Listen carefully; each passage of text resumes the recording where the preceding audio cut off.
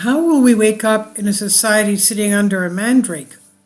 Those who have state power with their courts, who drag out the exact meaning of the Homeric word excellence.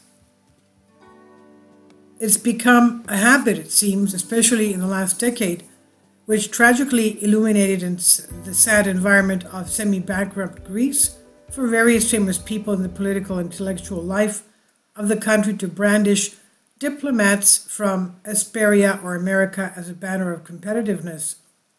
Of course, no one blames them for the effort they put into their acquisition with the goal of their professional rehabilitation and advancement. No one blames them for their political and social distinction. It's troubling, however, that this kind of excellence based solely on personal flourishing through erudition and broad knowledge with presumptive validation of the seal of foreign universities does not necessarily guarantee their owners their distinct individuality.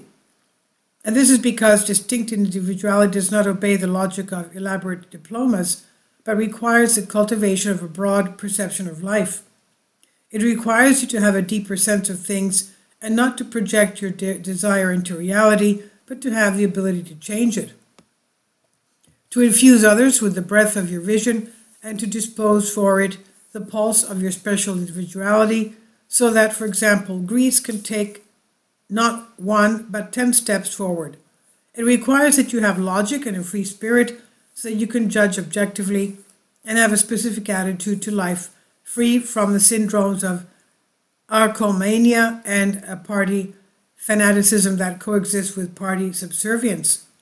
It requires you to go beyond the superficial simplicity of things, ideas and reactions of the world in which you exercise any form of power, and to seek to find what lies behind them and not to be swayed by them in order not to lose popularity, or worse, because you operate with selfishness that is in conflict with the interests of the country and society. The distinct individuality of Greek citizens and not the bulky diplomas made the generation of 30s, for example, stand out and shine intellectually to the extent of creating a myth with its modernity, Greekness, and cultural ideology. Exactly what is missing today from our spiritual life and consequently from politics. They are missing because from the majority of the elites of the intellectual and political space, as well as the fourth power that silences the executive in its majority, the higher emotions, the insight, the higher vision of society's life, and the vision of the evolutionary path of our country are absent, which will gradually lead her to self-sufficiency and real independence. And because these are missing, the elites operate, politicize, and report like myopic windblown on the surface of things, where populism, partisanship, propaganda, riskology, and the entanglement of politics with journalism floats. All of the above are the chaff that eats the wheat in the public life of our country, as a result of which they are sometimes presented as our national and social problems. 1. Those who hold the state power with their courts, who distort the exact meaning of the Homeric word excellence. See Homer's Iliad, where excellence is synonymous with the hero's distinction in battle, his supremacy, and his superiority, because they prove in practice that they are not excellent, but they are mediocre. 2. The academically styled buyers from the field of spirit, who, thanks to their catchphrases and their frequent presence in the mass media, have caught a commercial pew in them. 3. The party politicians, who periodically renew them with pre-election promises and customary proclamations. And 4. The ordinances of the parties in power, representatives of the media, who choose to write dirty, mainly pre-election for party reasons, to the delight of the naive who have learned to equate sophisticated vulgarity with the truth. Given these facts, the steps we take collectively are always delayed at almost all levels, if one excludes a few spiritual people who remain on the margins of national and social developments because they have a distinct individuality, intolerable by the chaff that overwhelms us. Individually, with a high index of emotional intelligence, which has incorporated into its own values the high ideals of our ancestors and is endowed with a soul capable of inspiring great works. These talents of its citizens, unfortunately, are of little interest to the Greek state, as has been proven over time.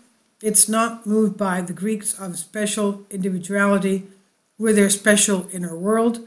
The Greeks who can wake up are society living under mandrakes.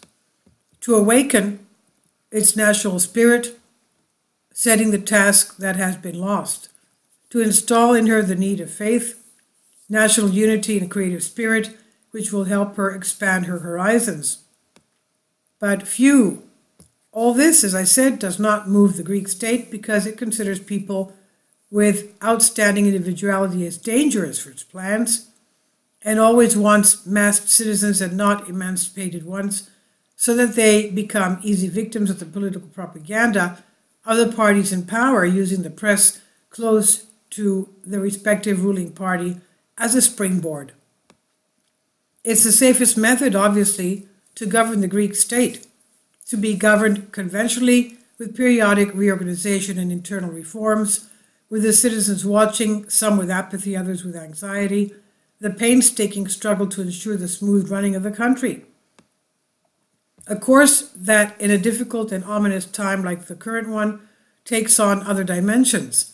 Difficult because those in power cannot impose themselves with changes of direction without having to present something tangible and substantial.